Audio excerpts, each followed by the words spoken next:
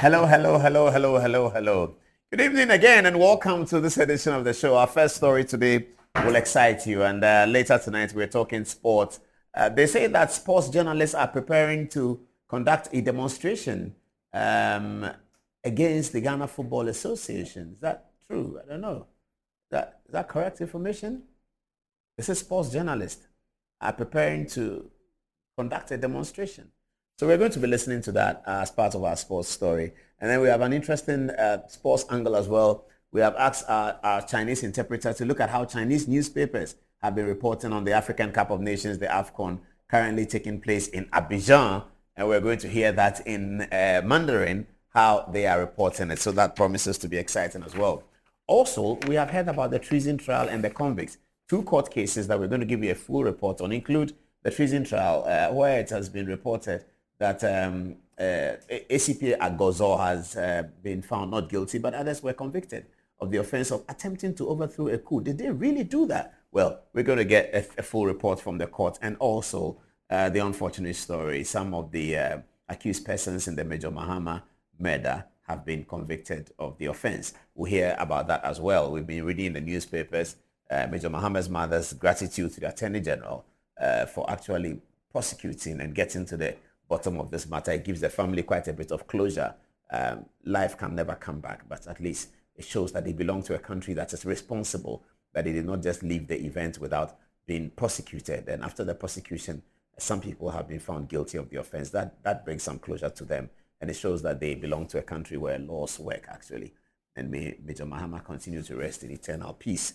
Also, we're getting report live from the American election. What's happening with Donald Trump and Joe Biden? They're going to face off again in what looks like a second round of the 2020 contest. From what is happening, Dr. Eche Sikanku is in the studio. Is going to report to us. There has been two primaries already delivered by the Republican Party, one in Iowa and another in New Hampshire. Both of them were convincingly won by Donald Trump. But soon after that, a jury sort of ruled in favor of his accused person, and he was asked to pay nearly $100 million to the lady. We'll find out from Dr. Sikanku whether that is affecting the campaign anyhow. Then we'll look also at the Democratic Party, the party in government. Joe Biden is running almost unopposed, and they begin their caucuses on Saturday in North Carolina. So that's all that is coming up. And then we have this analysis on Dr. Bawumia and John Mahama, set now with 275 MPs. What is going to be the context of the election? We have that story put together quite nicely that we'll be bringing to you as well. Okay, so without much ado, let me go to the touch screen and start with the agenda.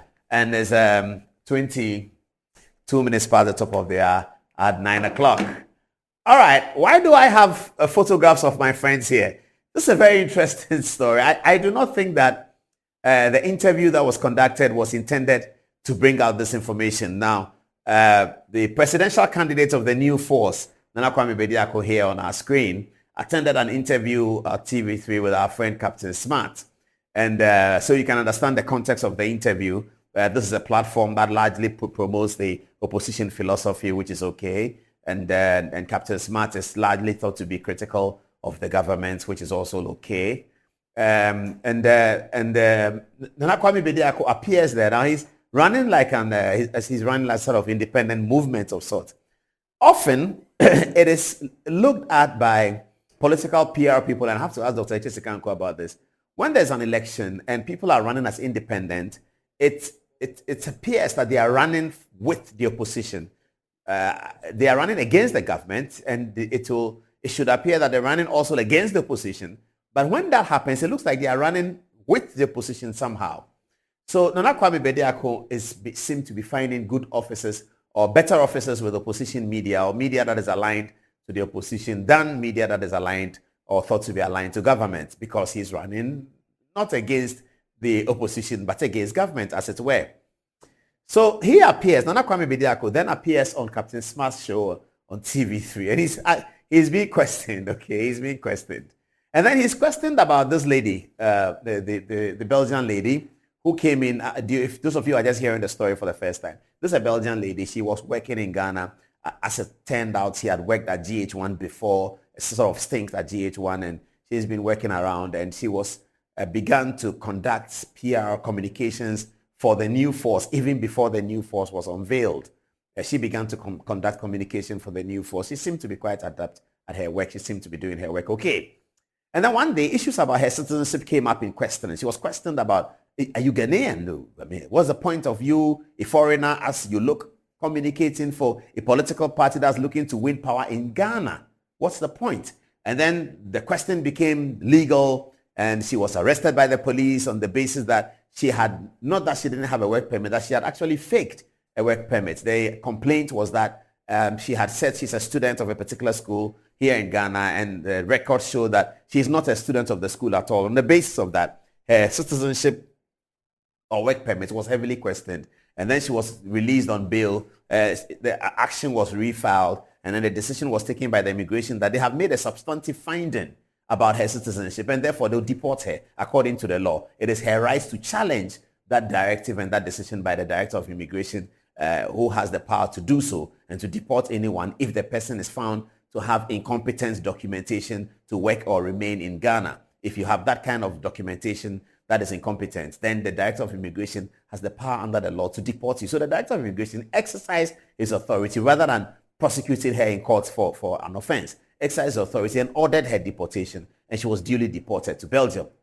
So that became the first big story about the new force, even before the unveiling of their leader, Nana Kwame Bediako.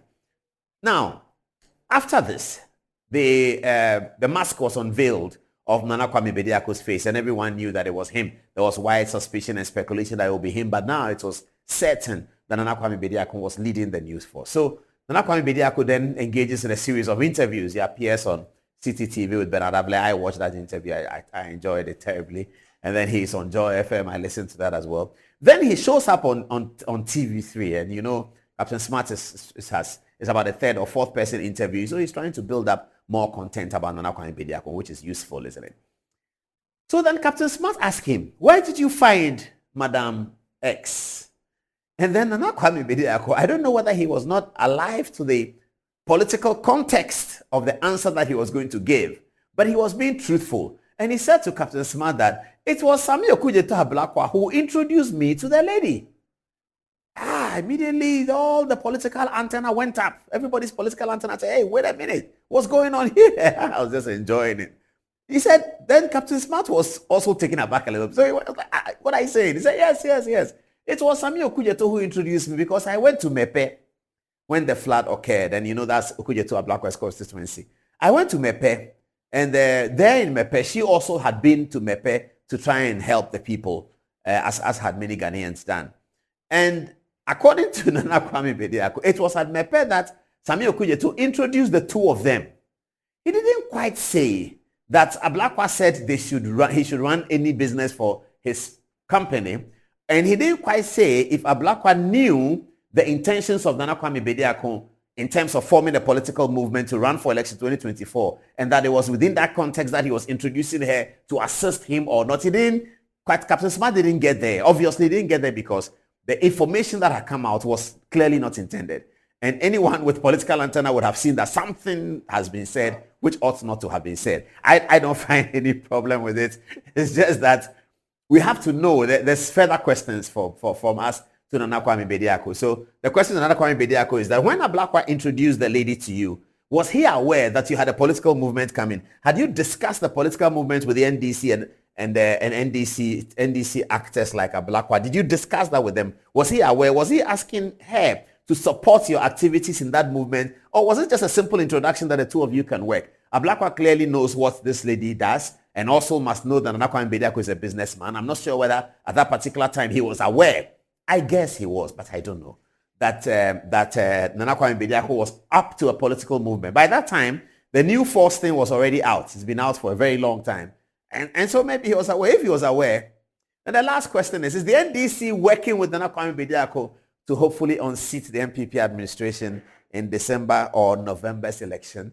That's the question we are putting. If you have an answer, please text. Is the NDC working actively? Does the NDC need the support of movements like Nana Kwame Bediako and others sort of draw attention to something wrong that the NPP is doing, and hopefully they will get the advantage because they have a bigger political party? Can the NDC prosecute their own agenda without the help of any political party or any movement or creating movements to mushroom around so that it creates a certain context for the election? I don't know the answer to these questions. But this is just an interesting story of gossip value that came out from that interview that we watched on Onua TV with Captain Smart. That was funny. That was really funny. 29 minutes by the top of that at 9 o'clock. There's something else I want to talk about, yes. And it is about this. Thank you very much, producer. So this story came out, breaking news. Wontumi versus Menchia, as they put it. Menchia Clare Chairman Wontumi and Nananom advised Kokoso Hene to abstain from bringing political issues to Menchia Palace. I think that's a fair verdict. I don't know. I think that's a fair verdict. What excited me at the beginning was the Asante Hene's initial order for his people to discontinue the action. It was said that Chairman Wontumi had said something, untoward about Asante Hene in his argument with somebody. From what the chiefs have issued, they have cleared Wontumi, and they've also advised the chief that when you have a personal matter with somebody, don't make it a palace matter. Don't make it a Menchia matter. Chairman Wontumi narrated to the people and argued that this is what had happened, this is what he had said, this is what he has said. He has no intentions to disrespect Asante Hene. And everyone will believe that. Everyone who knows Wontumi will believe that he has no intentions to disrespect Nana Asante Hene. I do not think that there are Ghanaians anywhere who have an intention to disrespect Nana Asante Hene or to disrespect any other traditional authority. I think that when we are fighting our politics, let's fight our politics, and let's not try and create a disadvantage for our opponent and an advantage for ourselves. Let's deal with the issue. Politics must be fought on issues, must be fought on policy. Let's stop that. You are talking to me, and because I know somebody, I will go and tell the person that you have insulted me, you have insulted him, when I know that you didn't insult him, that you had a direct confrontation with me. Let's keep the politics like this. An election year, so there's going to be a lot of temptation for people who know important people to try and swing a battle that is theirs and add the important person and all that. Let's deal with the issues. Let's deal with the issues. As for the insults, we've been telling them for a long time they cannot stop, so we leave them. But there are those who are beginning to see through that. No prejudice, no insult. Let's deal with the issues. This is the issue. It is wrong. It is right. It is not good. It is crass. It is bad. It is all of that. But this issue about personality and trying to unnecessarily generate tension in other places. That's why I like what the chief said, that they advised Kokoso Hene that he should let matters, this is the advice is here. They advised Kokoso Hene to abstain from bringing political issues to Menchia Palace. Menchia Palace is apolitical. Menchia Palace is older than any politician, political situation in Ghana. Menchia Palace is 300 years old. It's older than colonialism itself, and it's older than any political establishment. It was there before the Aborigines Rights Protection Society, the first political party in 1894. John Mensah Saber's party was set up in 1894. Menchia Palace was already there 300 years ago, and Menchia Palace was there 100 years before that happened. So all the chieftaincy institutions outlive our politics. And let us be sure that when we conduct political activity, we do not bring the chieftaincy institutions. On this note, I'll say thank you to Menchia Palace and congratulations to Chairman Wontumi for coming out of this well. And I can't end this, but take us to a prayer session with Chairman Wontumi. In English. Okay. English. Today, our Father who art in heaven, hallowed be thou your name, thy kingdom come, thy will be done on earth. As it is in heaven, give us this day our daily bread, and forgive us our trespasses, as forgiving those who trespass against us. And lead us not into temptation, but deliver us from evil. For that is the kingdom, the power, and the glory, forever and ever. Amen. Amen. Thank you, Chairman, and congratulations. Amen. In English. Okay. English. Today, our Father who art in heaven, hallowed be thou your name, thy kingdom come, thy will be done on earth. As it is in heaven, give us this day our daily bread, and forgive us our trespasses, as forgiving those who trespass against us. And lead us not into temptation, but deliver us from evil. For that is the kingdom, the power, and the glory, forever and ever. Amen. Amen. We're now going to the sports story. We are starting in a very unique way. There's a lady here, and that's not often the case when we are doing a sports story, is it? But today we are. So what I asked her to do, what did I ask you to do? Okay, so you asked me to check on how the Chinese media are reporting about the AFCON. Yes. So tell us, what did you find? Okay, so firstly, it is important to note that the AFCON is actually clashing with the Asian Cup as well. Yes, that's true. That's true. So the AFCON that was scheduled to hold from 13 January to 11 February is clashing with the Asian Cup, which holds from 12 January to 10 February. Okay. So while the AFCON is going on in Cote d'Ivoire, the Asian Cup is also happening in Qatar at the same time. Oh, okay. So the Chinese nationals are, at a conflict of time when it comes to the AFCON and then the Asian Cup of Nations. However, there are Chinese media that are reporting on AFCON, giving us updates, giving Chinese nationals updates when it comes to the reports and the results of most of the matches. So this is the Asian Cup with China in Group A. In Group A with Tajikistan. Australia is playing the Asian Cup? Yes. Okay. Uzbekistan is there, Syria is there, Palestine is there.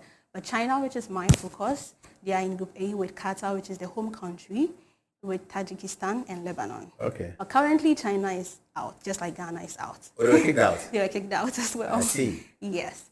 So that is what we have to know about what is happening in China. So there are actually Chinese blogs that are posting about the AFCON as well. So I would read one post from... Can you put it on? Can you put it on, please, for her? Is it this one? No, the next one. The other writing. Yeah, this one? The other writing. Next. Is it this one? The other Chinese writing. It said the other Chinese writing. Can you get it for her? This one Chinese writing, but not this one. Not this one. So I would read from my phone. Okay. But I want you to see what you're telling us about. So Okay, so you yes. tell us about this. What's this, though? Okay, so this one says2024年非洲杯继续进行 ，A、B、C、D 4个小组的小组赛全部结束。It's talking about. Wait. Where's my pen? Okay, this word is what? This word. So I'm yet to come there. You're ready to come there. You're reading from down. I just read up to here. Okay, say that again. 2024 was. Yes, 2024年非洲杯继续进行。So it says that the 2024 AFCON is continuing. Okay. A, B, C, D 4个小组的小组赛全部 ABCD is for what? A, B, so Group A, Group A, yeah, Group A, okay, Group B, okay, Group C, okay, Group D. So there are 4 groups, and it says that their group stages matches have been completed. Now it goes on to mention the 9 teams, which is the 9 countries that have advanced to the round 6. So it says 赤道几内萨, that's the Equatorial Guinea, Nurilia, which is Nigeria, Fuderjao, which is Cape Verde, IG, Egypt, Guinea, Senegal, Guinea, which is Guinea, Angola, which is Angola, Burkina Faso, which is Burkina Faso, Kaimanglo, which is Cameroon. So together, it says 共9支球队晋级16强淘汰赛. So it means these 9 teams, they have advanced to the round of 16. Wow. So this is how Chinese Chinese media, they promote and then they report on some of these. I see. What is this? What newspaper is this? Xinhua.net. It's what? a popular Chinese Newspaper. They Why are are they looking writing it at- in English? So they can. So we have Baidu, which is a Chinese Google, right? But over there, everything is in Chinese. So these people are able to post on Google. So their writings are in English. Okay. Yes. Okay. But I wanted us to understand, so I gave Yes. the English translation. AFCON kicks off in Cote d'Ivoire as China-Africa cooperation delivers solid results. What's China-Africa? So China is looking at the AFCON outside the lenses of the sport. So outside the realm of sport, China is more interested in using the AFCON to like strengthen the China-Africa cooperation. Because China is more about their bilateral relationship with Cote d'Ivoire, they are looking at how they have been able to help Cote d'Ivoire to facilitate the AFCON matches. By building the stadiums. They have hospitals, they have roads, and other facilities that China built to help Cote d'Ivoire to be able to, facilitate the matches and make sure they're able to accommodate the people that are coming to witness the matches. So, for example, we have the stadium, the 60,000-seater stadium that has The a Alassane new Ouattara stadium. It was built by the Beijing Construction Engineering Company, and it was delivered to or handed over to the local government of Cote d'Ivoire. Okay. So China is more interested in how their name is going to be put out there because AFCON is quite popular. So that's what this is all about. Okay. That's an interesting angle. Any other one? What's this one? Okay. So this is people watching AFCON in Cote d'Ivoire, in Cote d'Ivoire. But just as I said, China's input into the AFCON. There's a Chinese satellite TV called Star Times, it's even in Ghana. They have been able to help with the broadcast of the AFCON to villages in Côte d'Ivoire. Okay. So they are using that as a means of promoting the Chinese culture, first of all, and then trying to tell the world that they are also interested in AFCON, not necessarily from the sports angle. I see. That's interesting. Is there any other one? Yeah, so this is the stadium. The Alassane Ouattara, Yes. the 60,000 capacity. Yes, that was to host built the in final. 2020, yes. And it hosted the opening game. Yes. Yeah. Wow. Okay.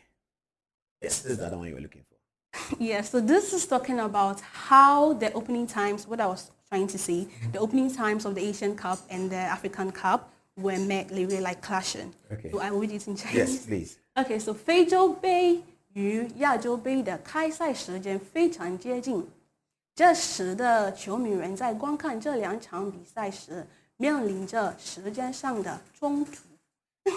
对于国内的球迷来说，这是一个巨大的挑战，需要在忙碌中生活中为这两大的比赛腾出足够的时间。然而，正是这种争取与挑战，让足球比赛是更加引人入胜，也让球迷的热忱更加高涨。Wow. What does it mean? So what it means literally is this was posted in the beginning of the AFCON, and it was complaining about the fact that the opening times, which was 12th and 13th of the Asian Cup and the African Cup of Nations, were very close. And it was saying that it was posing a challenge to the local Chinese fans of the AFCON. And so they have to take time off their busy schedules to watch both the African Cup of Nations and then the Asian Cup. But it was also saying that this is what actually makes football interesting and makes people more enthusiastic about the football. Okay, so if I want to say Nigeria will win the AFCON, So you say Niriliya Huiyinga. really are holding that. Niriliya, which is Nigerian. Uh-huh. Hui, will. Well, Yin in is win. really are win her. Niriliya Hui. Really are win. Yin. Win. Really are win. Yes. Nigeria will win the AFCON. If I say Cote d'Ivoire will win the AFCON. 和特地瓦. Cote d'Ivoire. 和特地瓦. Cote d'Ivoire. Cote d'Ivoire Cote d'Ivoire. will win the AFCON. Hui Yin. Win. Ghana will win the AFCON. What? Ghana, which is Ghana. Ghana. Hui Yin. Win. Feijo Bay, which is the AFCON. Feijo is Feijo Bay. Africa. Okay. Bay is Cup. So in China, we say Africa Cup. Yeah. Ghana is out of AFCON. How do we say? 被淘汰. Ghana 被淘汰. Gianna Bay Tao Tai. Out. Kicked out. Gone. All right. Thank you so much, Antoinette. And okay. Oh my! Can you get me the Cabinet Japan video? I should have told you if you can quickly get it. The one we'll be showing, the same one we'll be showing as we prepare for the sports journalists to come in. The pen is there, I know, but can they get me that one? Okay. Do you have some text messages for us to deal with? Mikhail, do you have some? Oh, is it ready? Is it ready? Okay, let's show that as we get our sports reporter in. Wait, so what do you say? Cabinet Japan. So they don't have it. Okay, all right. Let me take the text messages. Fatih, what are people saying? Thank you, Paul. Saeed Sabru says, Antoinette is doing so amazing. Keep it up. Now back to the NDC story with the new force. Rebecca D. Lancaster says the party NDC will do anything, be it legal or illegal, to unseat the NPP's government. I'm sure Cheddar is in bed with NDC. Why do you think Cheddar went to see JDM in his house with invited guests from some African countries?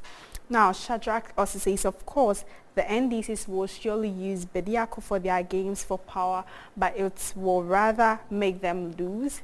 Now, Lily says, NDC and New Force has been exposed again. Now, Wilberforce Kweja says, good evening, Mr. Paul. The so-called New Force and their leader are just scary and dangerous to the pride of Ghanaians. Lastly, Patterson Amo says, Dr. Mahmoud Bawumia is our next president, whether you like it or not. Annette, please go ahead. Okay, so here's what Lily Rose has to say about the new force. And Ablakwa introducing the lady to him. He says, OMG, Ablakwa introduced that lady to him as a new force PR. And she faked her citizenship. Like, seriously? Hey, Ghana, why are we entertaining the NDC and the so-called new force. Abuachi Nana says, but how did Ablakwa get to know the lady? She is actually shocking me. Lily Rose says, Nana Abuachi, she's actually one of his mistresses. No, you can't say that. Okay, so Mahami Adams says, good evening, Paul. Ghana sport journalists should give us a break. Since when did they realize that there are issues with our sport in Ghana? Our country needs to invest on a set of players for 3 to 4 years before using them for any tournament. If not, we will continue to suffer early knock and defeat in every World Cup or African Cup. However, he adds, it is possible with Dr. Baumia in 2024 elections. What do you have for us? Okay, so we've got Abdul Kawi Khomeini from YND saying the new force is obviously in bed with the opposition to unseat the current government, and trust me, their plans will never see the light of day. We've got, where's this? Ya Papa B saying, LOL, Asian football updates only on GEG. Paul, you're the best. Sure.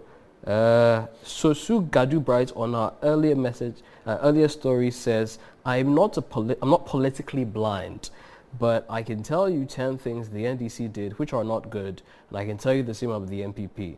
Be patriotic a little. Now, we have on Annette and the football story from earlier, Ifwa Yabba saying, wow, this girl is an amazing person. On the Chinese Annette was speaking earlier, Ahmed Essien says, what I can hear is she shy. I don't know what exactly that means. Nanaya Mystique also says, good evening, Ghana, made in China. And lastly, Baumia Boy says, wow, a Chinese girl. Well, she's not Chinese, she's Ghanaian. She's speaking Chinese. Back to you, Paul. Okay, let's get on more with two more sports stories to come. Today is Thursday. We're taking it light a little bit. 2 more sports stories to come. The Black Stars story. The Ghana Football Association is in trouble because sports journalists are preparing to demonstrate against the continued stay in office of the Football Association, so let's get to the touch screen and hear the latest from our sports reporter on what's happening with that story. First, though, Kwabena Japon's thesis, which is causing a lot of havoc in many conversations around about where do we go with the future of the Black Stars. This is what Kwabena Japan told us in 2018. Looks like it's very relevant. His relationship with government. Why FA? Why a sports journalist so many years? Why FA? When the FA cry, no, I've been executive member of the FA. Of the FA, okay. Executive committee. Yeah. Why government? Yeah. Kufa buying the Senate sports for models. No more minister there, but not sports. Aliu Mahama. No, I running RTU. His Excellency Aliu Mahama of blessed memory, and the president was running Kotoko. And then ball Didi in Into her FA this city are going for it now. What do you think? I'm going to make a pronouncement that is very controversial because I've said it before and I'll say it again. Football from independence, there was always a relationship between the president and football. In 2005, 2006, when that relationship was broken, I cautioned certain people. Me catch them, so me kaya. Says I dey amuye, mama for politics and my football, because MPP were power and tino. More years of FIFA, CC, FIFA and cash. Presidents always appointed the FA chairman. So there was a good nexus between government and football. And Kruma, Ohnija, Ntina, Oneno work together.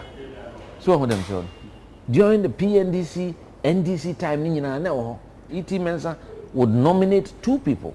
No, they are back. Football Congress, near Yusubako. It worked.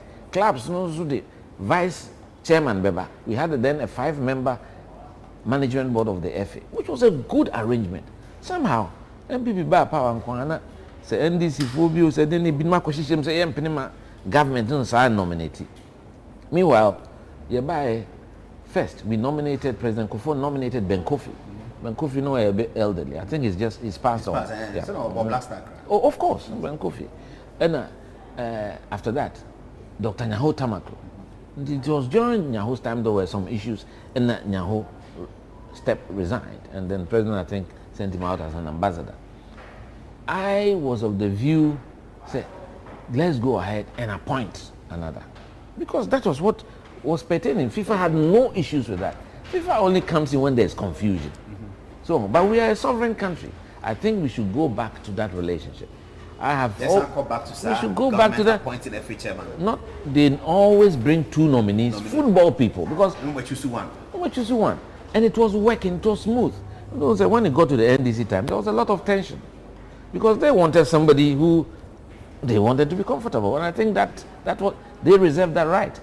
Almost football, my views on it. I've said it to many people personally and talked to them, and I remember in 2006 telling certain NDC seniors at Hoy and I think Ernest Thompson, Michelle Stadium of Faransa funeral. I said, I'm catching them say, "Mama, fa politics, MFI football. You know, walk otoko. We saw has you ball in Kuyi. The president has to have an eye in football because football is so critical for Ghana. Obviously, there be a Congress. As if football is an island. It's not an island. So I'm them sure. What has happened? A few people took over football because the Congress has only 120 people, and you know what happens. I mean, to control 120 people is not. You know, especially at the time when money came into football. That was the first time we went to a World Cup. 26, 2010, 2014, and anything that goes to the World Cup gets at no less than $10 million. Never accounted to anybody. People became law unto themselves, and I kept advising. I even called Alaji Jawula, so friend Abusano. I've had to talk to Nana Brew Butler. Now my friend Penifuni said, look, let's sit down and get back to this arrangement that worked for Ghana. After all, President Yon appointed Chief Justice, or appointed Electoral Commissioner, or appointed Chief of Defense Staff, any IGP, you know. Bank of Ghana, or appointed. Now, other football is this special? So, football is only Ghana Football Association. And so, who is in charge of Ghana? It's the president. So, at least every 4 years, he is accountable to the people. So, them sure. But to have a football that has become an island, FIFA. FIFA, are they God? FIFA is under the rules of Switzerland, one small country that does not play much football anyway. And since about FIFA, it was the prosecutor general in Zurich who ordered investigation into FIFA's and they are not a law unto themselves. I cannot understand why they want to behave as if they can enter into any country and do what they want. And I remember when we were in government, I was trying to prevail on our sports minister to you get all African ministers to stop FIFA. Where is CAF? Do you ever hear of CAF? Why should there be FIFA when there is no CAF? If we are Ghana, if there's anybody to interact with, it has to be CAF. Why do we go to FIFA? We just say, would they own say CAF? FIFA bears some terrorist organization here, and look at what happened. The corruption that engulfed it. It was only exposed because the Americans and the Russians. The Americans lost the bid for the World Cup. And the English lost the bid. They were so furious, and they started digging into it. And I'm sure some of these tapes are coming. I saw Daily Telegraph. Yeah. It is something that the British did because they never were satisfied with the decision to hand over 2018 to Russia and 2022 to Qatar, because they knew something was going on in football. And a lot has happened. It's unfortunate that a player like Michel Platini had to fall. All these things happening. I think locally, let's get down to basics. Let the football people meet and understand that it is the government's money that we use to build stadia. It's the people's money that we use to support the national team. And then there will not be one tradition in office forever. So we should have the calendar such that the president comes in, he should be able to football for NDC for MP for so so me catch them say, hey, ade amoye munhwe 2006 so make cry. Now we will not be in power forever. That time we were in power. I didn't even think that we were going to lose that early, say 2008. Now can say munhwe you ne bia dachi bi no. Sa na catch them o stadium. Na NDC aba. Na mo pese mo sumu nipa ebe FA chairman. NDC ya na minim say 2009 ombeba eba ya fe na mo pe FA chairman na dia ekoye he ntokwa court to sem na BNI could grab GFA offices. All these things will not happen if the president knows that he has somebody he can call at the head of the FA. And FA's football is critical to Ghana. You team for Niagara. Krofope. Adia you lose much in Nipetimi Ewu Faho. It's SFA New Year. So that's a combination upon speaking prophetically. Andy, what do you make of that first before we get into the details of your story?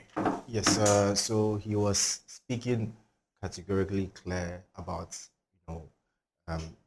the FA boss being chosen by the president, and he made. That's what it used to be. Yes. Nkrumah chose, that was Ohene-Jan, and that appointment actually helped Ghana. It pushed Ghana to the forefront of African football. We won 2 AFCONs and all of that, and I think we should go back to that. But they didn't want the government changes. Yes, and then the FA president has to change. Yes, and then They also wanted a certain FIFA, independence with the FA, so that it's not changing every 4 years or every 8 years. And also FIFA also brought rules later on in the 90s that government interference. So that's why government has taken a back from these, appointments. So we have given the mandates to the football people, and then seeing what is happening. That's why this demonstration is being called. What is it? What about? Yes, so it's top Ghanaian journalists together with football fans and football lovers. So it's the Save Ghana Football protest on Wednesday, 14th February. That's Valentine's Day and Ash Wednesday. So it was Ash Wednesday as well. Yeah, I see. Interesting. For the Catholics and for the Anglicans. Yeah. So at our Brass Sports starts at 9 a.m. sharp, and the theme is Walking for the Love of the Game. Save Ghana Football. Where is the love? Oh, wow. Yeah. And who are these, the people behind it? So the main Yes, you can swing it. chair of this whole protest my friend. is our friend. Ironically. Countryman Songo. Yes, Patrick. It's not surprising. Ajimai. And the reason why I'm saying it's ironic is he was the main person pushing Kwesi Nyantakyi's neck those days. Yes, he was. He was always talking about Kwesi Nyantakyi. Even though his tenure was quite good at that time, he was still pressing his neck. But now that he has ushered himself into the new fold as Keto Kweku, seeing what Keto Kweku is doing, he and other thinks it's probably worse. Yes. And also we have a very, very astute gentleman here, Sadiq Adams. Yeah. He's also chairing and also helping astute, that's journalists, to also do this protest. And something very, very funny happened in Ivory Coast. I met him at the media center and he was complaining bitterly. I just knew that something little had to happen to trigger him. And I was sitting close to him during the last match against Mozambique, and there was a video that even came out. The last goal that went in, you could see he was so frustrated. He was hitting his hands. I've never seen him in that mood before. Mozambique, the last second goal. No, the second goal. It's because he was hitting his hands on the. Let me try and remember. The one the goalkeeper, the corner kick. Yes, the corner kick. Ah. And then this thing all started when the players were supposed to meet the media after the match, and the players. match? The Mozambique match. Okay. They were supposed to meet them in the mixed zone. So the Yes, mixed yes. zone is a place where you can meet your journalists and even journalists from other countries, and the players decided not to meet with them. So they are pissed with that, and they feel the players We're told. not. The players would want to come and speak with them, Yeah. but they feel this administration is making the players, get away from them, from the fans, and also from the journalists. You understand? The fans? Yes, because even when we went to Ivory Coast, it was very difficult. Even he had accreditation, was very difficult getting close to the players. We had to speak with the players outside of the hotel. And the Nigerian players were coming outside to meet normal journalists. You understand? It was very painful. Very, very painful. Even speaking with Inaki, I had to stand at a long range to speak with him. And it wasn't really nice. It wasn't really nice. So, But why is that the FA's fault? so they are saying Keto Kweku, he said one funny thing. There are a lot of bodyguards in the national team than psychologists. And it's true. There are a lot of security people in the national team. I had to go through I don't understand. I had to go through like 3 or 4 barriers before I got to Inaki Williams. They had to call him to come down to come and speak. Even the reason why I even got close to Inaki was because I was with his uncle. His uncle came for tickets, and it was even very difficult getting close to his own uncle. That's how serious it is. The team is far, back from. It's not the same with other teams. I mean, we've been to tournaments and you see heavy security. I know, around the team. but with us, I think with this administration, because with Nyantakyi, I remember 2015, he complained at that time that they were not getting close to him, the players. But he said, as compared to that time, Nyantakyi would even allow you to get close to the players. Not this time around. So they are complaining that the love that Keto Kweku preached for his manifesto in 2019 that he wants to bring the love back. The love is not there. And then the main reason why they are complaining is because of this ill performance from Keto Kwaku. What data is this? So this is football, Ghana football under Keto Kwaku. So let's look at the ill performance. World Cup 2022, group stage exit. AFCON 2022, group stage exit. Chan, that's the local Black Stars, group stage exit. And then under 23, AFCON, we were supposed to qualify for this to the Olympic Games. I've not been to the Olympic Games since 2004 in Greece, Athens. And we exited. AFCON 2024, recent, group stage exit. Women's under 17 team, CAF ban. National under 17 team, they not even qualify. But the women are doing well. We hear that the Yes, I think the only brightest spot about his tenure is the women. The under 20 have qualified for the under 20 World Cup. The Black Queens are doing something, quite. They have qualified for the African Cup. But the reason why people are complaining is under Nyantechi, we qualified for the World Cup with the women. We won the under 20 World Cup with the DIU and then Adia. We went to 3 straight World Cups. We never exited the group stages of an AFCON. It was only once in Egypt. That was 06. Just as the entity had arrived. Yeah. So it was normal. But we qualified for our first World Cup under the same man, under the same Nyantechi, and 3 straight World Cups. So but we have qualified for World Cups. We have. Oh yes, and then the group stage exit at AFCON is the most painful part because our worst performance under Nyantechi, aside the 2006, is just semi-finals. We never exited even at the quarterfinals. But since this man came, they have not even gone past the quarterfinal stage. So they are crying. So you mean since 2008, 10, 12, 14, all those AFCONs, we don't do group stage exits? We don't. No. So from 2019, since it came, the AFCON exited round of 16 to Tunisia. So it has been abysmal performance after abysmal performance. But based on the regulations that govern the FA, what would the demonstrators be hoping to achieve? So they will want to bring to the core of the FA, that is to the mindset of Keto Kwaku, and also to the ministry. It's not just a protest for the FA, but to the ministry. They want the current minister to be off. Well, the current minister being off is simple. The president can just sack him. Yes. But how does Keto Kwaku get out? He doesn't want to resign. He has a 4-year mandate. And yes, he was just voted just last year. Yeah, the 4-year mandate. And I feel this thing might go and just come back again. That's normal. He will still be there. That's the most painful part. They will do it, but he will still be there. He has the mandate 4 years, and government doesn't want to interfere. Government could have interfered. But so is it a demonstration calling on government to interfere? Yes, but that will get us into trouble. So government won't interfere. The government cannot interfere on the basis of poor performance. No. It has to be something criminal. Like police case or something like that. That they will set up a normalization committee when they get to Yandechi in 2018. Without that, government cannot ask the FA to leave. Can the government decide that they won't spend money on the Black Stars anymore?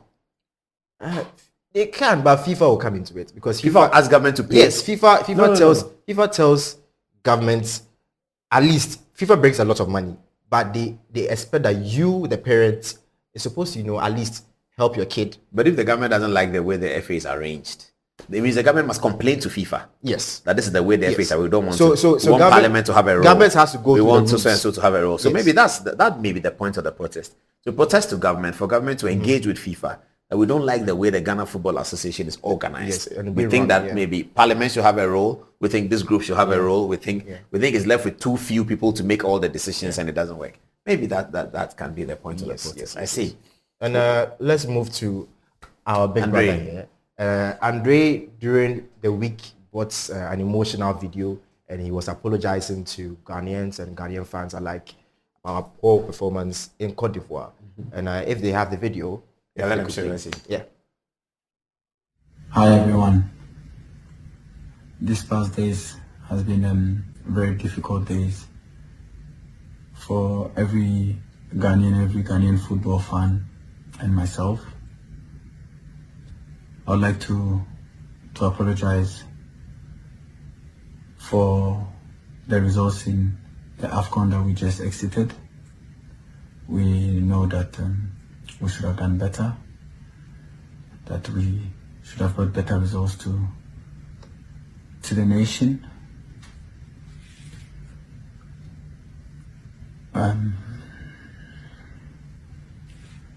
As the captain of the squad, I take full responsibility for what happened on the pitch, for the playing body, we should have done better. We should have made sure that we bring results to our nation. But in football, these are things that happen. These are things that make you stronger. And what doesn't kill you always make you become a stronger person individually and collectively. We're Ghana, and everybody that knows me knows that I'm never going to give up, meaning we are never going to give up. We are going to rise and shine again, and we are going to do this as a family. I'd like to apologize again and show our remorse. We understand the anger, the backlash, everything that came to us. We take it and we'll make sure that we put our flag back where it belongs. Thank you very much, and may God bless our homeland, Ghana. Ghanaians are saying because it coincided with the protests. So the protests started way back last week. From Thursday, it was garnering attention and then fire, and then the police gave them the mandates. That was just 2 days ago, and the video came out 2 days ago. So Ghanaians are trying to, put two those things. Are they suggesting that he's against the demonstration? No, like the FA is under pressure to appease the masses. They need to do this. And then the FA also released a statement. The same time, the police gave the mandates to the journalists for the protest. So Ghanaians are saying, so if these guys didn't try to protest, you have actually apologized to us. So it's assumed that the FA told the captain to organize this video. Yes. And then since the 2022 World Cup, there was no apology from the FA about performance. Even the CAN, that was the last one that we exited in the group stage to Comoros, no apology. So they are saying if these guys didn't organize the protest, there will be no apology. So they don't need this apology. Are you going to attend the protest? Maybe. Okay, cool. That's Andy talking to us 6 minutes past 10 o'clock. Let's see what the text message is. And then after that, we will get a report from the courts. Some people have been convicted of an offense to stage a coup d'etat in Ghana during the period of Nana Akufo-Addo in 2018 and 19. Is it true? We'll hear the details when Apriku joins us after the text message. What are people saying? Let's start with you, Fatih. Yeah. No one should give Jordan any opportunity again. Other players are there to play. Lord Zivu says Jordan is the worst captain Black Stars has ever had. He should be forced out, as I know he won't resign himself. Now Snaoku says these sports journalists complain too much. They are part of the problems we are facing today. They should give us a break. Now, Mohammed Idris also says our major problem has to do with most Black Star players not being able to recite the national anthem. I suggest every player must learn how to recite the national anthem as others do. Antoinette, what do you have for us? Okay, so the Nakwame hey, Ghanaian journalists, you guys hide behind Anas Arimiyal Anas and destroyed Kwesi Nyantakyi thinking that he was the problem. Now, do you see what you have caused? Coming from Yakubu Abdo, he says Anas Arimiyal Anas is the cause of Ghana's football downtrend, so we should blame him. Ishmael says if they change the coach, that's the same way people will complain when they mistakenly bring Mahama again. Honeymoon ideology only. Mohammed Idris says, okay. Dash Sinkon also talks about the interview with Engineer Kwabena Ejapong. He says, to be honest, Engineer Kwabena Ejapong is very deep. What? Okay, Ibrahim from Kumbungu is saying, good evening, Paul. I think the sports journalists have not understood football, hence their rants in media in recent time. In football, there are only 3 outcomes according to Ibrahim. 1, win, 2, draw, and 3, lose. There are times you would be lucky Other times, hell no. You'll realize that in countries, people tipped to win this tournament have been knocked out. So let's be calm and pray for our better days. It seems that Ibrahim does not see a problem. It's about luck for him. Anyway, back to you, Paul. So we're going to grab the court matters now and check what's happening in the courts. Are you ready? Do you have a microphone on? Yes, please. Okay, so there was a treason verdict. And I want you to start by telling us, what was the accused persons alleged to have done? And so they had alleged to have done a series of acts, mainly preparation and an attempt to overthrow the government and conspiracy to overthrow the government of the Republic of Ghana. That's broadly. But specifically, there are certain offenses they did. So they created several WhatsApp platforms where they could plan and come together and connive. They actually turned the laboratory of a hospital, a so-called, I don't want to mention the name of the hospital, but a hospital in Accra, into an armory and a weapons manufacturing factory. What kind of weapons were they manufacturing from the laboratory? Bombs. And so they were not necessarily using the tools for the laboratory as injections, just the space for the manufacturing and creation of bombs. And they even attempted to get a senior administrative staff from Burma camp to try and get weapons from the armory of the Ghana Armed Forces to help bolster their efforts. How were they hoping to execute this plan? That is the problem. In 2019? That's the problem. And I think they were, 2018, and I think they were being quite delusional, because in contemporary times, it is not very easy to get up. You know, initially, 24th February, the military men got up from the infantry battalion and overthrew. And then the year later, Operation Guitar Boy, where the troops came from, Ho, the battalion in Ho, and that's where Kotoka died at the airport. And that's why the counter coup. And that's why Kotoka is, the airport's called Kotoka. They intended to jam the National Communications Authority at airports by the UMB building, jam the system so that MTN, Airtel Tigo, and Vodafone will not work, internet will not work, TV stations will not be able to broadcast, and then they would only use GBC as a state broadcaster to announce that. But if you jam the NCA, GBC may also be jammed, or they have a way of isolating GBC. Possibly, that's up to them. So they're doing jamming for a moment, and then who was going to make the announcement? We are not really privy to those details because it was a preparation. You see, it wasn't an offense in execution. The thing about treason is that treason in and of itself is an offense. Attempting to commit treason is an offense. Preparing to commit treason is an offense. And even conspiracy to commit treason is an offense.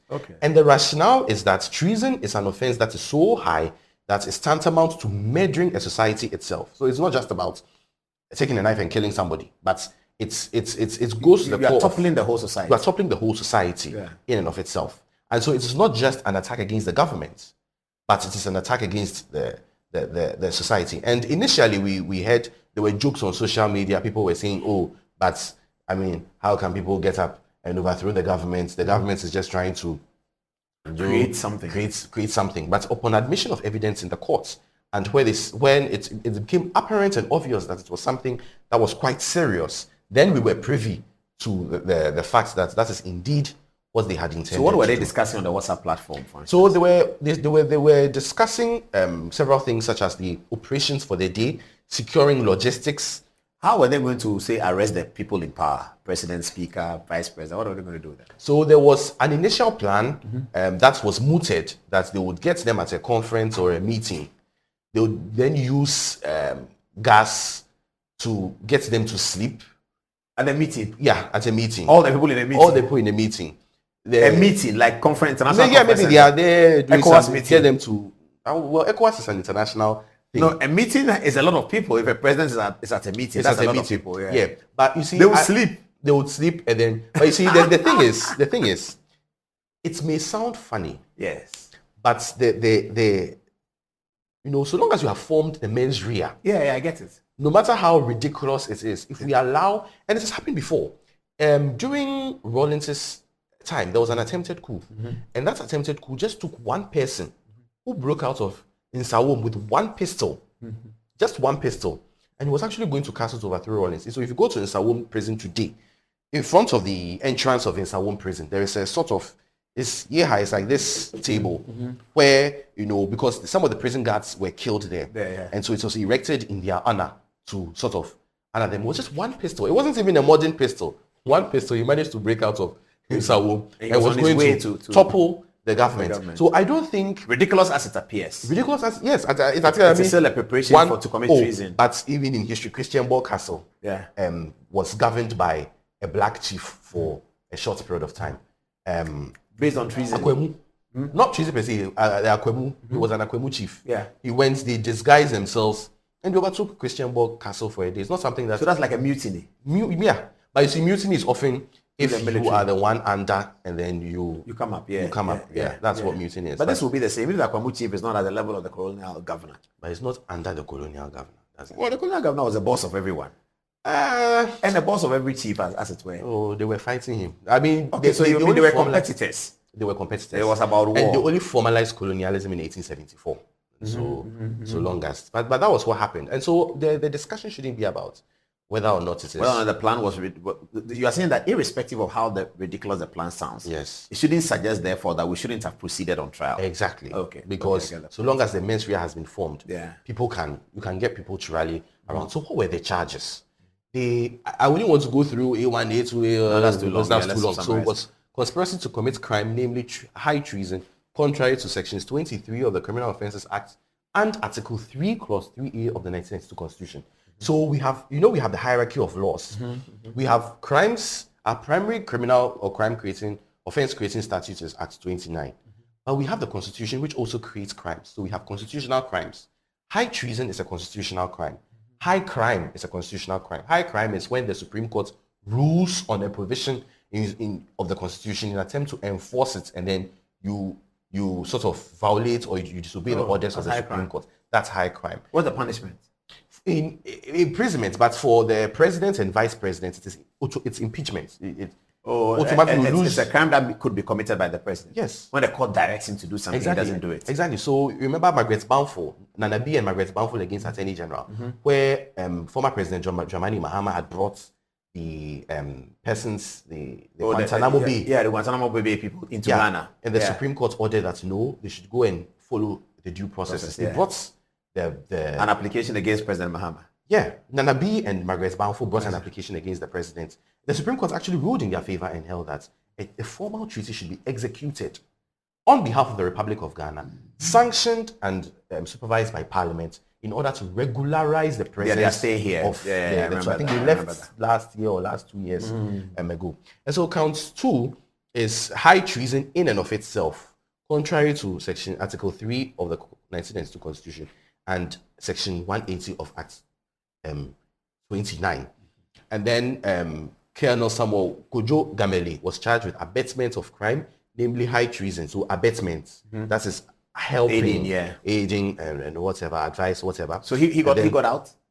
It was Agbojo. He got out. So Gameli is in? Yeah, Agbojo. Agbojo, ACP, is he? Yeah, ACP he was out. So for him, Colonel Gameli was... Yeah, they were all found convicted? Yeah, convicted. The doctor died. He would have been found. The doctor of the hospital would have been convicted as well. Yeah. But Agbojo. So Agbojo, the reason he was set free was that all the charges were dropped. No, the court ruled that or dismissed the suit in respect of him was because, despite the fact that he was engaged at all material points in time, he was supposed to, or the prosecution should have shown that he had knowledge of the reason why he was being engaged. The reason why he was being engaged. But what did he think the reason was? What did Agbojo tell the reason? That he was joining an NGO. That is talking about government. That's talking about government, responsible government. And so there was a time a seminar was organized where he spoke and he was giving advice to some of the members of the NGO, and all those things are legal. He was unaware of the laboratory? Yes, because initially he had the common group. That was proposed, the NGO common group. But then they had an executive forum. Well, I heard that there was another white WhatsApp platform that he wasn't part of. Yes, which was the executive. Like an inner caucus kind of thing. Essentially. Yeah. And so the idea was to use that inner forum as the brain and then work through the people at the next level. Yeah. So but the central committee.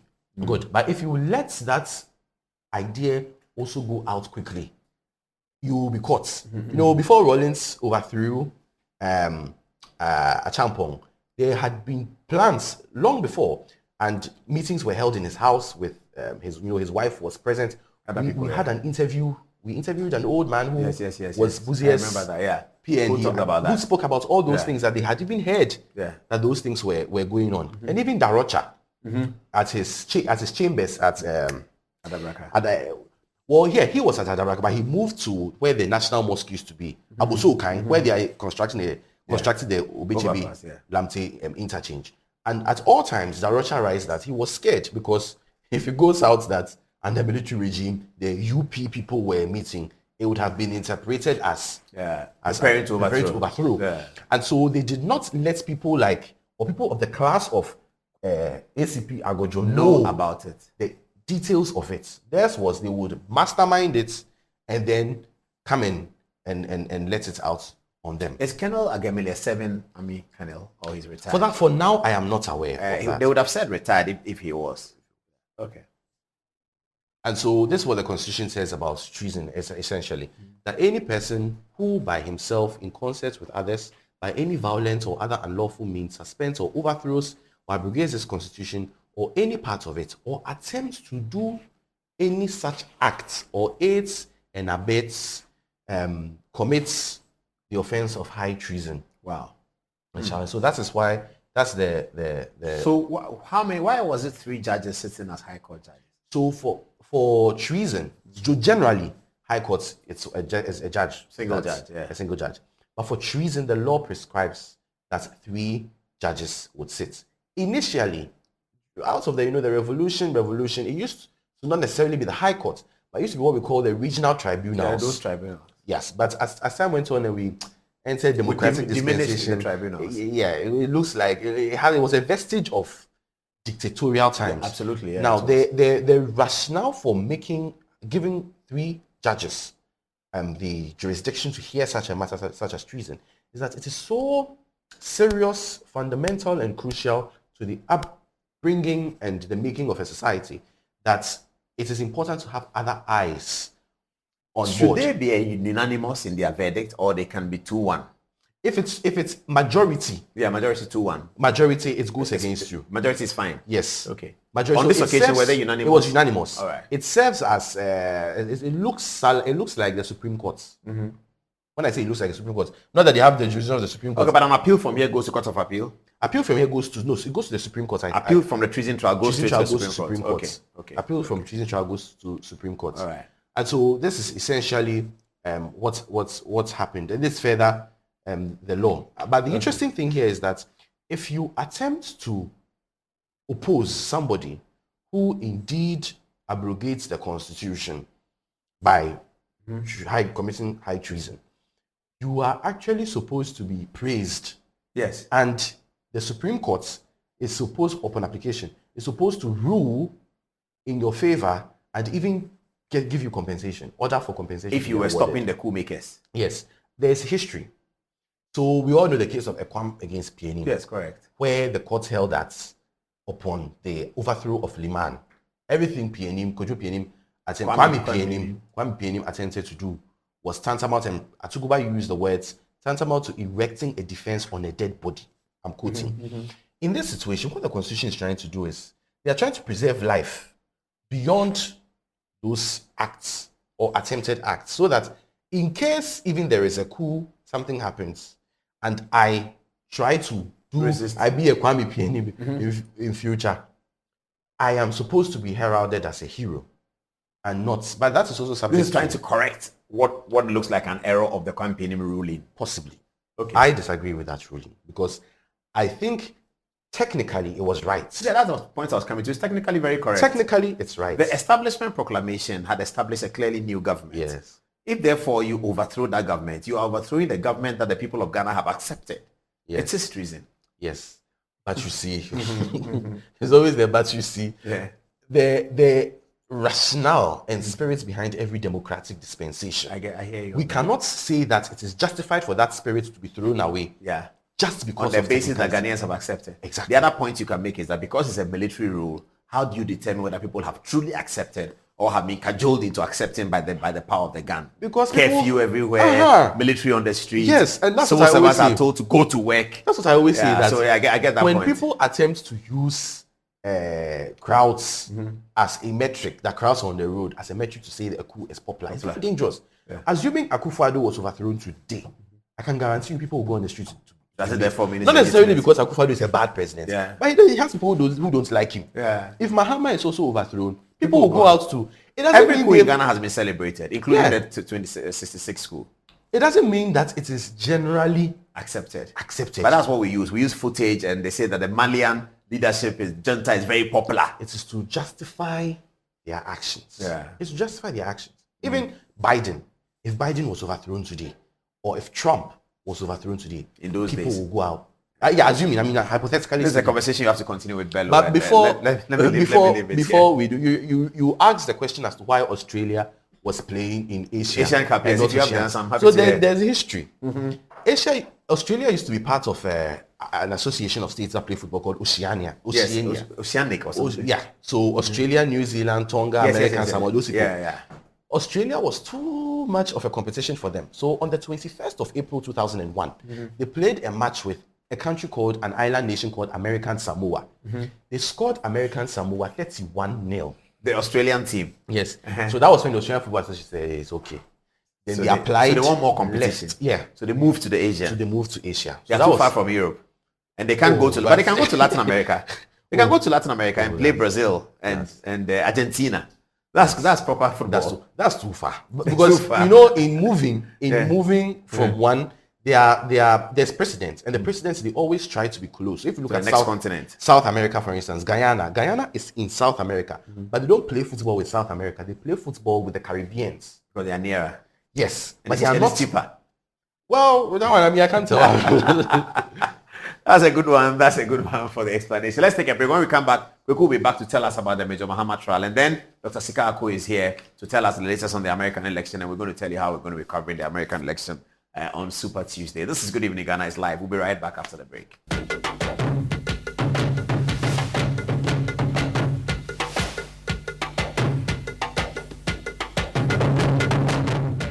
Welcome back to the show, and thank you very much for your time. We're going to take text messages on the presentation, and then after that, we will hear a story still on sports. It's on Formula One. Those of you like Formula One, the breaking story is that Lewis Hamilton, the driver, has moved clubs.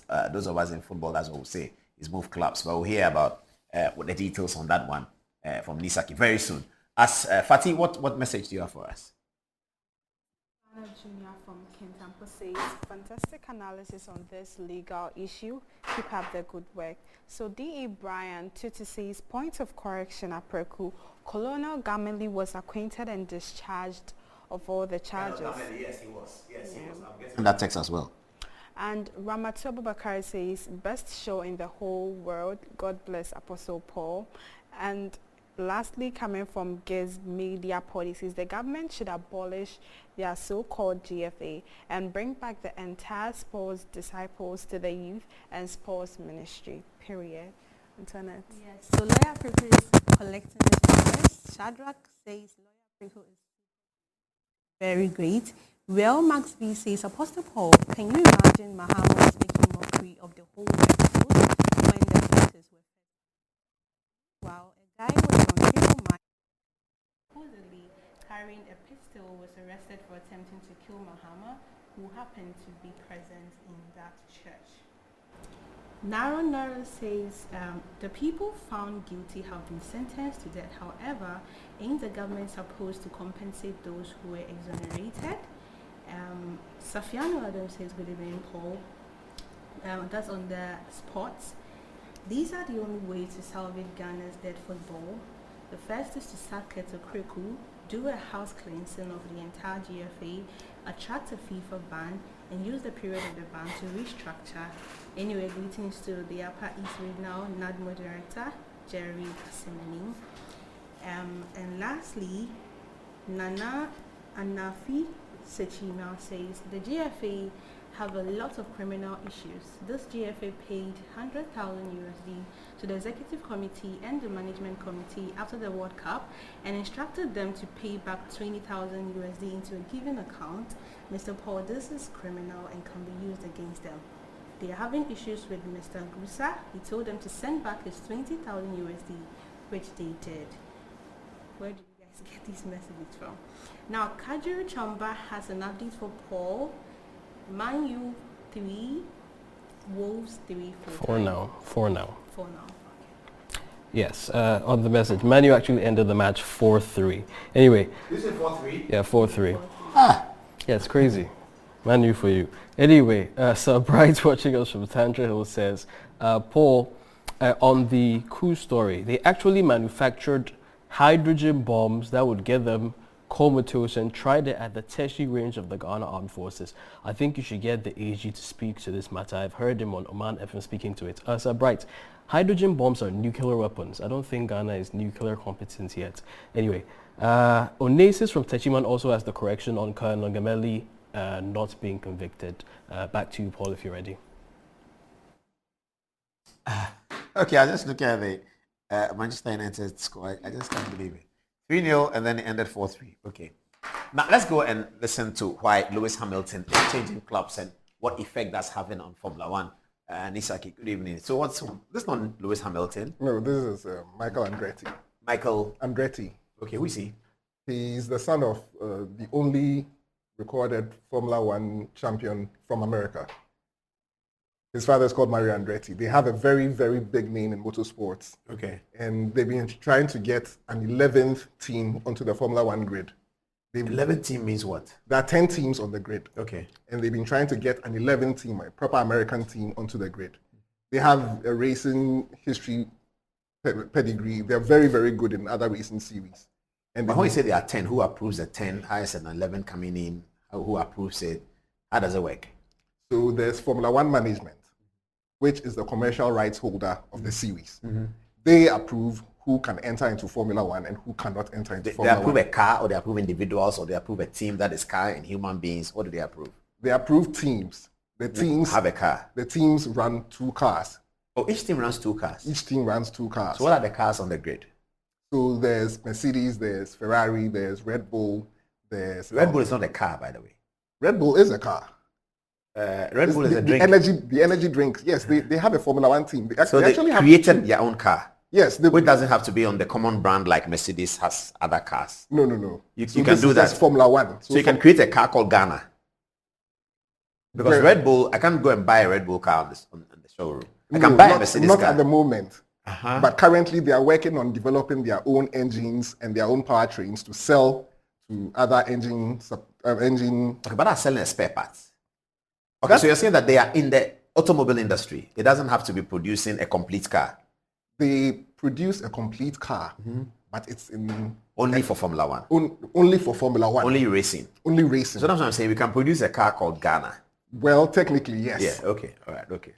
And so there are 10 teams on the grid, and Hamilton has. Okay, we're talking about Andretti. Yeah. Andretti wants to add an 11th team to the current grid. Formula One management says no. The regulator of the Formula One series, which is the FIA, the International Motorsport Federation, have approved Andretti's bid to enter into the series. Formula One teams are fighting with them over how much money to pay before they allow them into the series because it's very exclusive. And this has been going on for... What car are they proposing to bring? They're going to bring this manufacturer, General Motors, the Cadillac people. They've got backing from Cadillac to help them enter the series, to supply them with engines and so on from 2025. Okay. They've gone through everything. The FIA has approved them. Formula One management says no. They don't see, they're saying... So how does that connect to Lewis Hamilton's? This news broke yesterday. And this thing has been a fight that has been going on for the better part of last year. Now, it has certain legal ramifications when you look at the EU laws and so on. But as soon as this news breaks, this morning, then the news breaks that Hamilton has signed with Ferrari for the 2025 season, meaning he's going to be with Mercedes for this year, the 2024 season, and next year he moves to Ferrari. Normally, these kinds of announcements don't come that early. They come at the end, of the season, yeah.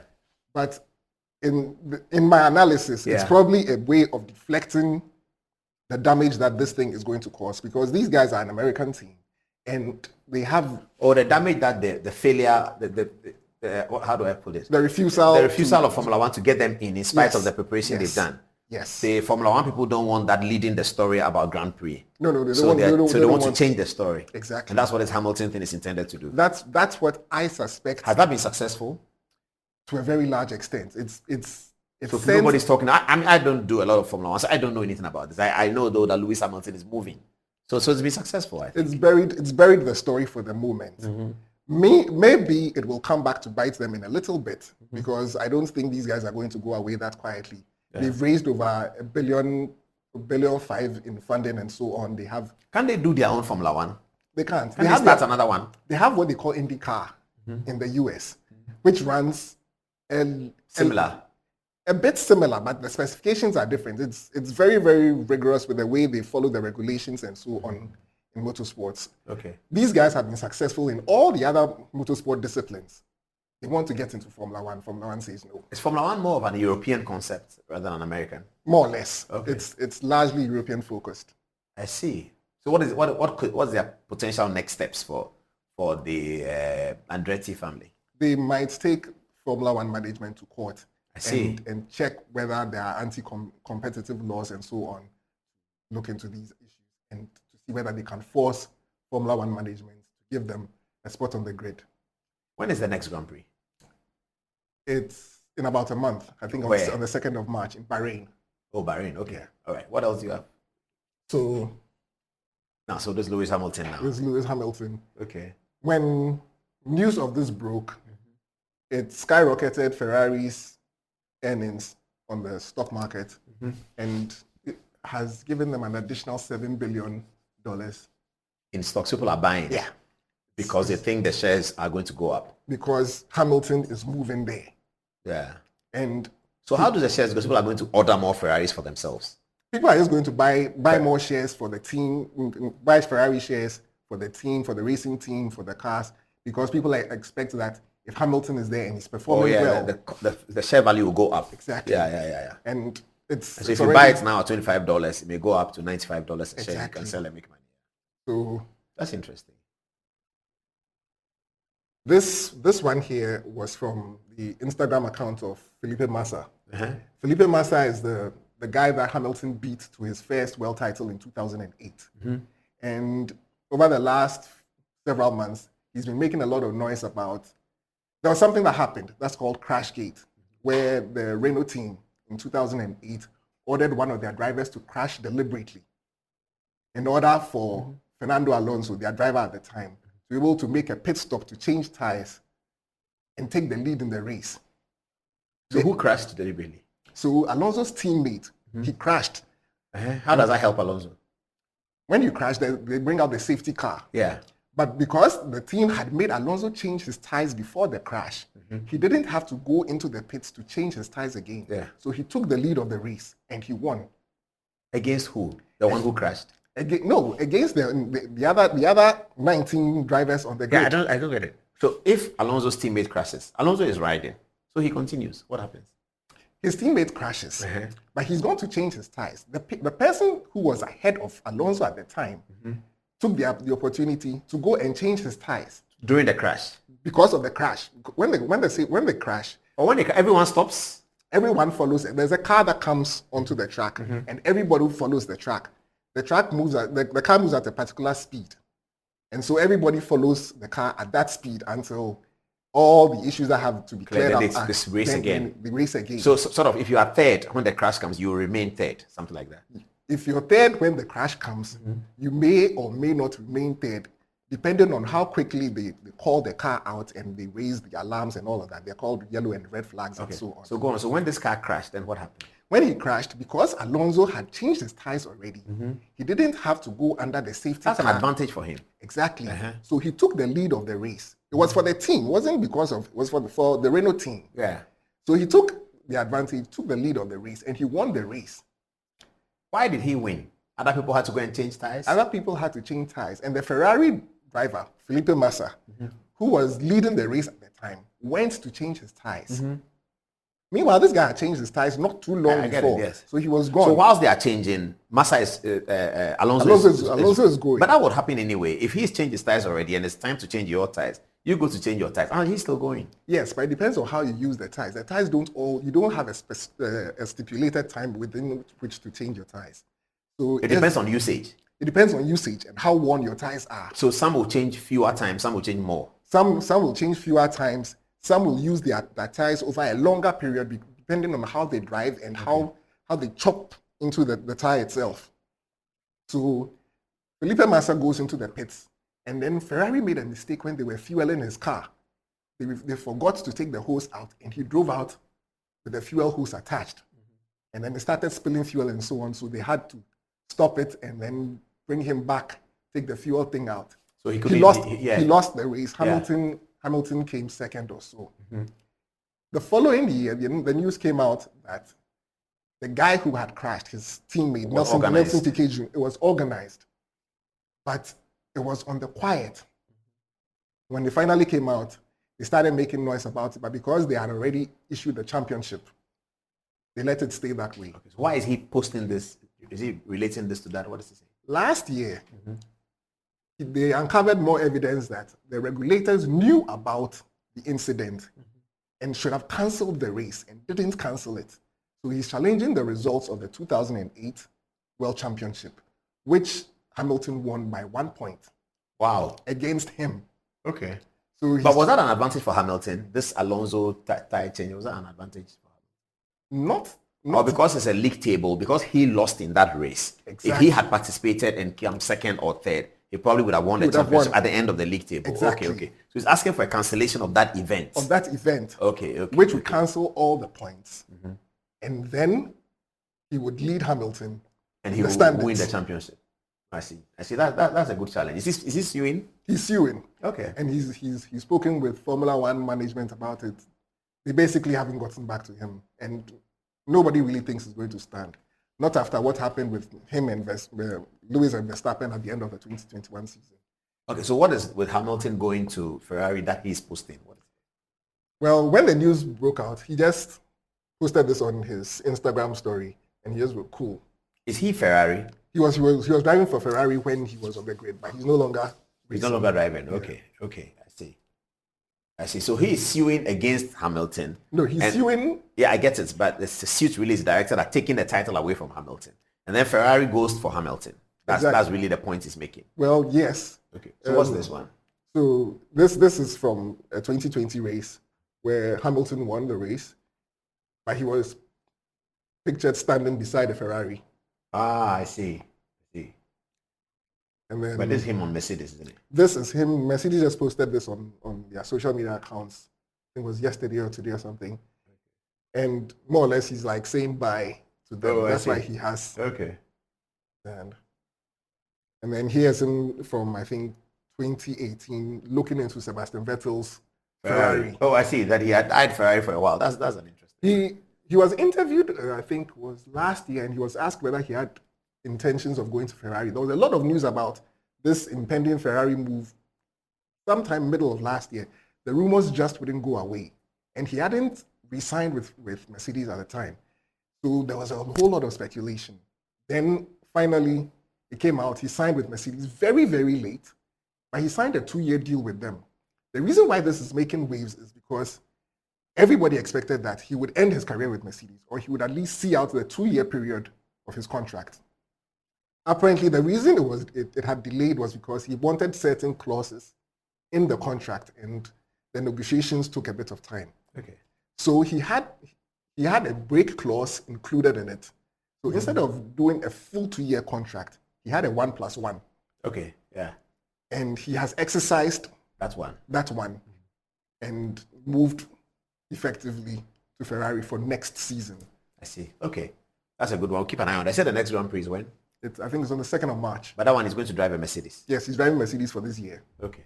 All right. Thank you. Please, hold it. All right. So we take another break. Do you have messages on that? And then Dr. Sikanko will come and tell us the rest. All right. Are we ready for the break? Do we have time for it? We don't? Okay, let's take the text messages. Fatih, what are people saying? And then Doc should get ready. Alright. Safiano Adams here says, what is the essence of this Formula One thing? It's of no relevance to us. Yadanaya says Paul is the best journalist. And this is coming from Mubarak Sani. He says, truth be told, Nyantachi was GFA. Evil people destroyed him, but those people have never shown till date. Karma serves us right. And Zakir says, I'm very worried and I'm so surprised as a Ghanaian. I just don't understand the quest to unseat this government. In any way, the man JDM can only do one term under the 1992 constitution. Even if he comes and he's able to perform any magic, that will be only 4 years. What effect will it have on our development as a nation? And who take over from him? Why can't we as a nation have patience with one government as we did for the PNDC or NDC, who altogether got 9? I believe if we can give some 60 years to NPP, we can actually compare answers, see which direction we'll be proceeding as a nation. But this try and error thing we are doing, I'm not sure we really have a nation. Antoinette, what do you have first? Okay, so 2 people have actually complained about Paul blocking the NPP flag anytime he's making a touchscreen presentation. So it's something we would check on. Kweku Ohemen Boache is commenting on the earlier interview with Paul and Kwabena Japan. He says Kwabena Japan should be appointed sports minister for the final year to see how most of his advice will come into fruition. Owusu Nkwantabisa says, I've seen and read 4 apologetic letters from Team Black Stars, including that of the GFA and today's video, but none of them made mention of playing in our next game without taking bonuses. Sumalia Barisa is still of the opinion that ANAS is Ghana's football problem. And we have 3 people sending in their comments in Chinese. I would read just one of them.